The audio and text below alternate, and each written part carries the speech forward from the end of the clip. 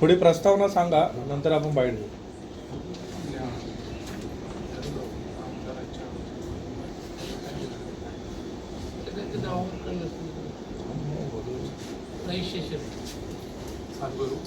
हां सर, थोडक्यात जरा प्रस्तावना सांगा, मग आपण बाईट घेऊ. ठाणे महानगरपालिकेमध्ये आज म्युन्सिपल लेबर युनियनच्या माध्यमातून प्रशासनाबरोबर आज कामगारांच्या विषयांवर चर्चा करण्यासाठी रोडे साहेब यांनी आम्हाला वेळ दिली होती.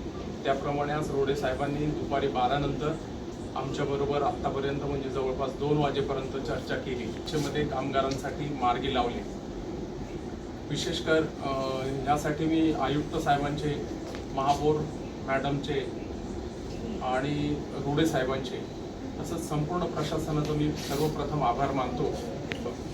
आणि सभागृह नेते जगदाळे साहेब आणि पवन कदम साहेब यांनी पुष्कळ आम्हाला मदत केली आणि या सर्वांच्या मदतीने आजचा हा एक म्हणजे कामगारांचं जे 10, 20 आणि 30 ही जी आश्वासित प्रगती योजना होती ती फार किचकट होती. म्हणजे वर्षभर अभ्यास केल्यानंतर पण मार्गी लागणार नाही अशी ती योजना आहे.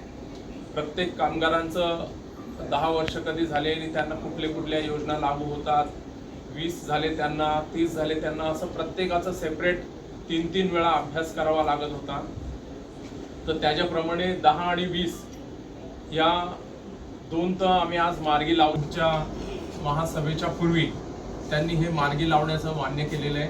त्यांनी कामगारांचा खूप मोठा फायदा होणार आहे. त्यानंतर कामगारांच्या बाबासाहेब त्याबाबत बऱ्याच वर्षापासून ती रखडलेली आहे.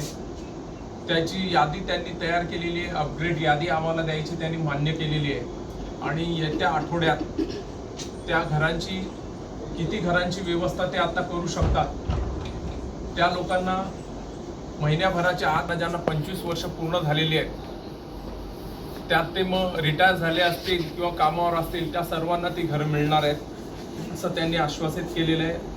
ते एक मार्गी लागलेलं आहे. त्यानंतर चतुर्थ मार्गी लावलेला आहे. आज त्याबाबत आदेश त्यांनी दिलेले आहेत आणि लवकरात लवकर ती पदोन्नती आमच्या ह्या चतुर्थ श्रेणी.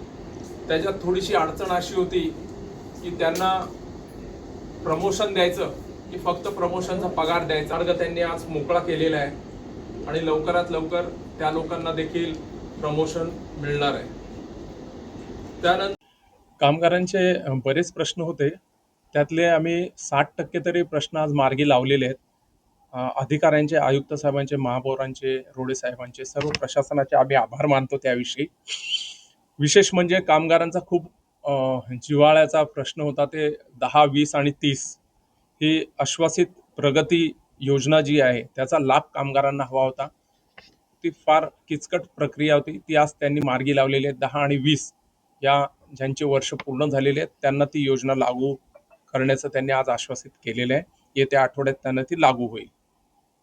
त्यानंतर आणखीन एक महत्त्वाचा प्रश्न जो होता की कामगारांचा भविष्य निर्वाह निधी जो आहे तो वाढीव जो असतो, ज्याचा आम्हाला 7वा वेतनचा हप्ता त्यांनी दिला, तर त्याची रिसीट आम्हाला 6व्या वेतन आयोगच्या वेळेस मिळाली नव्हती. ती रिसीट आम्ही देण्याची त्यांना विनंती केली, ती पण त्यांनी मान्य केलेली आहे.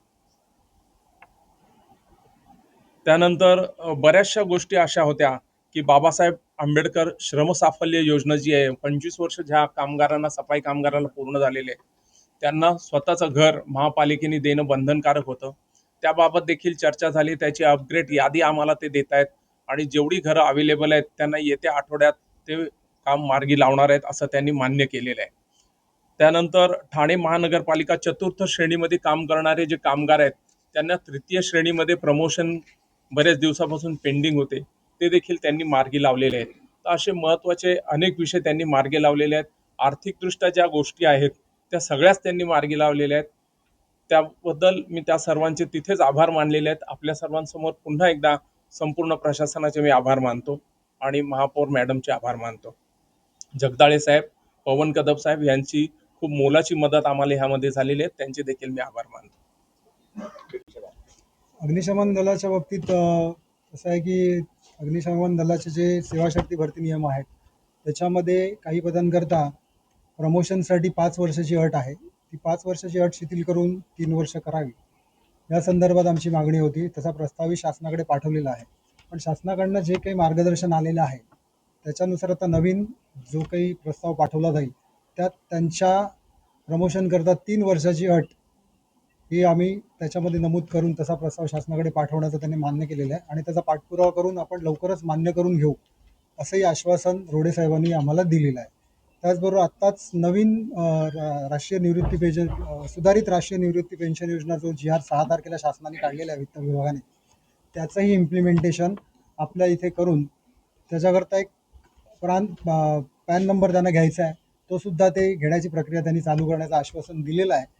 आणि आता त्याच्यात सगळ्यात महत्त्वाचं होतं की आमचा जो 6व्या वेतन आयोगाचा करार झालेला आहे त्यातल्या काही गोष्टी अजूनही त्यांनी लागू केलेल्या नाहीत. ज्याच्यात शैक्षणिक भत्ता हा महत्त्वाचा मुद्दा आहे. त्याचबरोबर कॅशलेस विमा योजना हा सुद्धा त्यातला मुद्दा आहे. तर हे मुद्देसुद्धा त्यांनी प्रकर्षाने त्याच्यावर काम करण्याचं सांगितलं आहे आणि त्याबाबतच्या सूचना त्यांनी त्यांच्या अधिकाऱ्यांना केलेल्या आहेत रोडे साहेबांनी. त्याच्यामुळे या सगळ्याच्या पार्श्वभूमीवर कर्मचाऱ्यांचे जे प्रलंबित प्रश्न आहेत ते लवकरात लवकर मार्गी लागत आहेत आणि यापुढेही मार्गी लागतील. आणि याच्यामध्ये आम्हाला मोलाचं सहकार्य लाभलं आहे ते महापौर पिंपळूरकर मॅडम, त्याचबरोबर आपले गटनेते पवन कदम साहेब आणि सभागृह नेते जगदाळे साहेब, त्यांचेही आम्ही आभार मानतो आणि पुढेही भविष्यात आम्हाला अशाच पद्धतीचे सहकार्य राहील या सगळ्यांचा असा विश्वास व्यक्त करतो. धन्यवाद. मी सुरुवातीला कंत्राटी कामगारांचा जो महत्त्वाचा विषय होता, अनेक वर्षांपासून म्हणजे अनेक लोक नोकरी सोडून गेले किंवा मरण पावले, असा लोकांच्या ग्रॅच्युटीचा मोठा प्रश्न होता आणि ते ग्रॅच्युटीचे पैसे त्यांच्या ह्याच्यातनं कापले जायचे, परंतु ते पैसे कुणाकडे आहेत हा ह्याचा पत्ता लागायचा नाही. त्यामुळे आज त्याचा शोध लागला आणि अतिरिक्त आयुक्तांनी ते सगळं त्या अधिकाऱ्यांना सांगितलं की हे पैसे कुठल्या अकाउंटला आहेत आणि ते ग्रॅच्युटीचे पैसे देण्यासंदर्भातला निर्णय महापालिकेचे अतिरिक्त आयुक्त आणि त्याचे संबंधित अधिकाऱ्यांनी घेतलेला आहे. त्यामुळे ग्रॅच्युटीच्या अनेक वर्षापासून जो प्रलंबित प्रश्न होता, कामगार नेहमी कंत्राटी कामगार प्रश्न विचारायचे आमची ग्रॅच्युटी गेली कुठे, पण त्याचा एक मार्ग निघालेला आहे. आता ग्रॅच्युटी जे रिटायर झाले असतील किंवा मयत झाले असतील किंवा नोकरी सोडून गेले असतील त्याचा लाभ त्या कर्मचाऱ्यांनाही मिळणार आहे आणि जे नोकरीमध्ये आहेत त्यांच्या अकाउंटला ते पैसे जमा होतील. दुसरा, श्रम साफल्य आवास योजनेच्या 2014 साली जी घरं महानगरपालिकेने दिली होती ती घरं 2014 ते 2026पर्यंत त्यांच्या नावावरच करण्यात आलेली नाही आहेत. आम्ही अशी मागणी त्यांच्याकडे केली की ती घरं त्यांच्या नावाने झाली पाहिजे, टॅक्स त्यांच्या नावाने झाला पाहिजे, वॉटर सप्लायचं हे सगळं त्यांच्या नावाने झालं पाहिजे. जोपर्यंत ते होत नाही तोपर्यंत तो बोजा महापालिकेवरच असतो. त्यामुळे ते करण्याचं काम त्यांनी आदेश दिलेत की ते नावावर करून ते सफाई कामगाराच्या मालकी हक्काची घरं त्यांना देण्याचं काम त्यांनी निर्णय घेतलेला आहे. ESICचा मुद्दा त्यांनी आम्ही मांडला की बाबा आरोग्याच्या दृष्टिकोनात सफाई कामगार असतील किंवा हे जे काम घाणीत काम करणारे जे कामगार आहेत त्यांना बरेचसे आजार लागलेले असतात, पण त्यांना आरोग्य सुविधा मिळत नाही. ESIC होती ती त्याची पगाराची मर्यादा झाल्यामुळे ते बंद झालेली आहे. त्यामुळे त्याच्यावर मार्ग काढण्यासाठी आम्ही त्यांना अनेक उपाय दिलेले आहेत.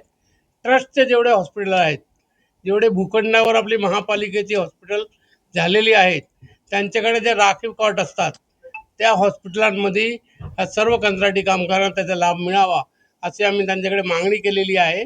तर ती मागणी त्यांनी मान्य केली आहे की ज्या ज्या असे ट्रस्टचे हॉस्पिटल आहेत त्या सर्व हॉस्पिटलला महापालिका पत्रव्यवहार करणार आणि ह्यांना जोपर्यंत ESICचा निर्णय होत नाही तोपर्यंत त्याचा आरोग्याचा लाभ त्यांना मिळेल.